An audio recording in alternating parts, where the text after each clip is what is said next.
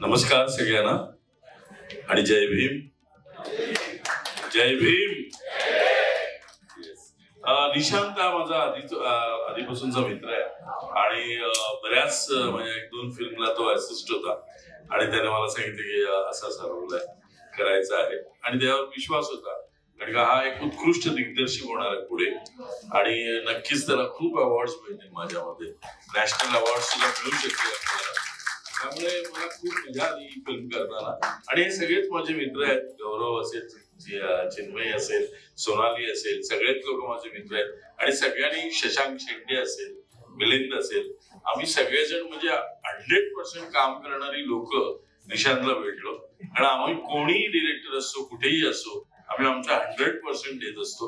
त्यामुळे खूप चांगली लोक तुला मिळाली आणि त्याचं आता तुम्हाला दिसतच आहे. तुम्ही प्रोमो मध्ये सुद्धा सगळ्यांना बघितलंय. त्यामुळे मला वाटतं की या सिनेमासाठी सगळ्यांना आणि Rohit hats off to you this song.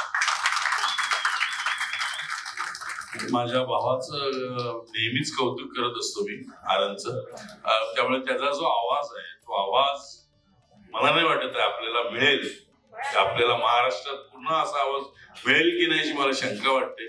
पण हा असा आवाज आहे त्या आवाज तुम्ही बघितला काय आवाज करू शकतो. त्या आवाजावर इतकी लोक थिरकतायत आणि त्यातला जो मर्मबंध आहे त्या गाण्यातले बोल निशांतने खूप छान लिहिले तो आणि ते खूपच छान आहेत. त्याबद्दल सुद्धा निशांत तुझे आभार आणि सगळ्यांना खूप साऱ्या शुभेच्छा. मी म्हणणार नाही की थिएटर मध्ये येऊन पहा कारण का हे जे गाणं आहे ना हे गाणंच नुसतं सगळ्यांना घेऊन येईल थिएटर मध्ये. सगळ्यांना सप्रेम जय भीम.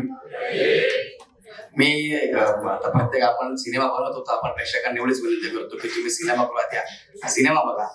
अरे कमर्शियल सिनेमा असतो, आर्ट सिनेमा असतो, पण आपला हा जो सिनेमा आता निशांतने लिहिलेला आहे हा सिनेमा प्रत्येकासाठी आहे. म्हणजे तरुणांसाठी आहे, म्हाताऱ्या गोऱ्या लोकांसाठी आहे, जे काय आता भविष्यात मुलं पुढे काय येणार आहेत त्यांच्या सगळ्यांसाठी प्रत्येकाच्या विचारांसाठी हा सिनेमा आहे आणि निशांत खूप विचारपूर्ण हा सिनेमा लिहिलेला आहे. तर त्या लिखाणाच्या दरम्यान मी त्यासोबत होतो आणि आमची नेहमी चर्चा असायची. तर मी असं विनंती करेन की सगळ्यांनी एकदा नक्कीच हा सिनेमा बघा. तुम्हाला सगळ्यांना प्रचंड आवडेल एवढीच विनंती करेन. आणि अजून एक मला सांगायचं झालं की साहेबांचं गाणं वाजलं सगळे थिरकले.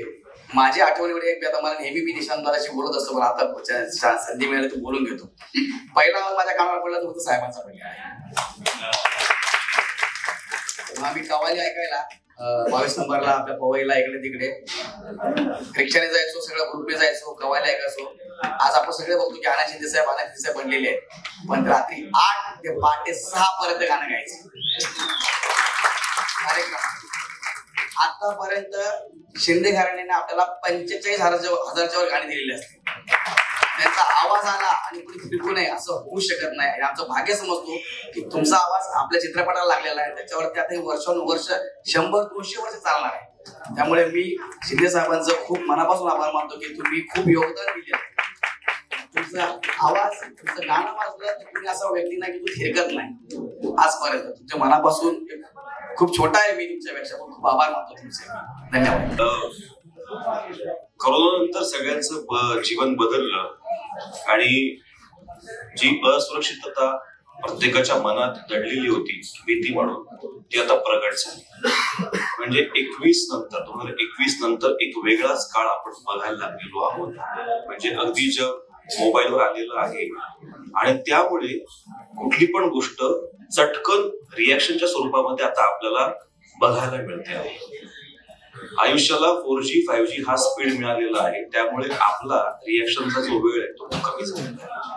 हा खूप मोठा तोटा आपण फेस करतो आहोत आणि यातच स्वार्थापोटी राजकारणाच्या नावाखाली एक खूप मोठे सामाजिक स्कॅम सुरू झालेले आहेत आणि ज्या काही घटना या 5-6 वर्षामध्ये आपण अनुभवलेल्या आहेत हा त्याचा जिवंत पुरावा आहे.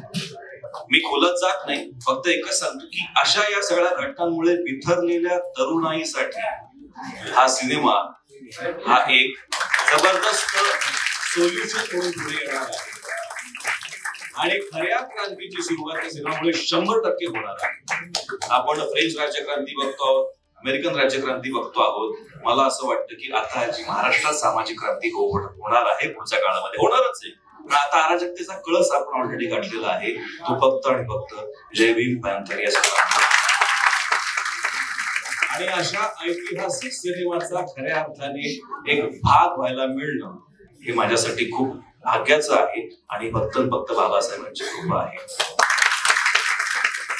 आणि इथून पुढे गुगलवर तुम्ही टाकलं की दलित चळवळीच्या संघर्षाची कथा, पॅन्थरची कथा म्हटलं फक्त जय भीम पॅन्थरच आपल्याला बघायला मिळतं. त्यामुळे हे सगळे जण जे आहेत ते खऱ्या अर्थाने रिअल हिरो आहेत. यांनी संघर्ष केलाय का असं मी म्हणणार नाही, संघर्ष सगळेच करतात, पण यांनी तप केलेलं आहे आणि त्याचं फळ म्हणून जय भीम पॅन्थर. आणि ही गाडी इथे थांबणार नाहीये.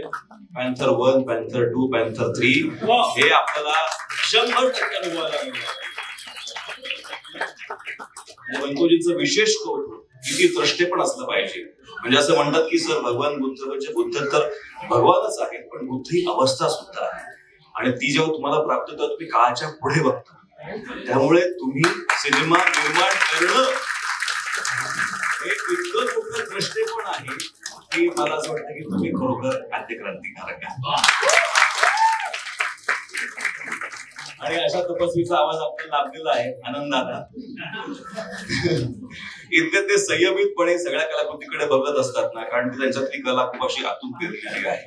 त्यामुळे मला असं वाटतं की सगळ्यांचा तप मिळून हा पॅन्थर सुसाट सुटलेला आहे आणि तो आता पुढे असाच दौड करत राहणार आहे. एक फक्त खूप मोठा मिसिंग फॅक्टर आहे, सॉरी मी जास्त वेळ घेतो जरा, पण ना निशांतचं खूप कौतुक करायला पाहिजे. प्लीज जोरदार टाळ्या निशांत.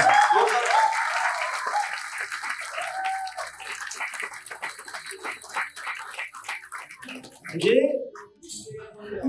इतका स्थितप्रज्ञ माणूस, इतका ग्राउंड टू अर्थ माणूस आणि इतका अभ्यासू, खरोखर तत्वज्ञानाचा इतका अभ्यासू तरुण आजकालच्या काळात सापडणं शक्य नाही. या माणसाच्या लेखनातून जे सिनेमे आलेत ना त्यांना सुद्धा राष्ट्रीय पुरस्कार मिळाले, बरोबर ना रोहित दादा? त्यामुळे हा मी ज्याला कधी चिडलेलंच बघितलेलं नाहीये. ऑक्टोबरच्या उन्हाळ्यामध्ये सगळी धावपळ एकटा करत एक तंबूसारखा उभा होता आणि आम्ही कितीही शंका विचारतो, कुठल्या डिपार्टमेंटमध्ये काहीही गोंधळ हो, हा तितकाच अविचलपणे, इतकाच शांत हसऱ्या चेहऱ्याने सगळ्या सोल्युशन घेऊन ते काम जोरदार वाजवत होता. असा दिग्दर्शक पुढच्या 10 वर्षामध्ये होणे नाही. त्यामुळे त्याने जे सहन केलेलं आहे, सहन करून त्याने जे मात केलेली आहे, त्याने मिळवलेलं आहे, ते लेखीत उतरलेलं आहे. त्यामुळे जे आतून येतं ना बॉस, ते 100% चालतं. हा सिनेमा बॉक्स ऑफिसवर कमाल करणार म्हणजे कमाल करणार. निशांतशी वर्षानुवर्ष जोडल्या गेलेलं आहे, त्यामुळे निशांत त्याचा सिनेमा करतोय आणि ती असं होऊ शकत नाही. तर त्याचा फोन आला, हो नाही म्हणले आणि त्यानं मी हो म्हणलेलं विरोध करून त्याने डायरेक्ट तारखाच सांगितले मला. आणि मला तेवढाच आनंद झाला. या अतिशय उत्तम चित्रपटाचा भाग व्हायला मिळाला हे माझं भाग्य आहे. आज म्युझिक लॉन्चचा कार्यक्रम असल्यामुळे, कारण चित्रपट, नाटक हे जे परफॉर्मिंग ओरिएंटेड कला आहे, मोस्ट प्रॅक्टिकल ओरिएंटेड आर्ट्स आहे. त्याच्यावर बोलण्यापेक्षा 11 तारखेला बघाच तुम्ही एवढं एक वाक्य पूर्ण असतं है ना. त्यामुळे 11 तारखेला सगळा महाराष्ट्र आहे.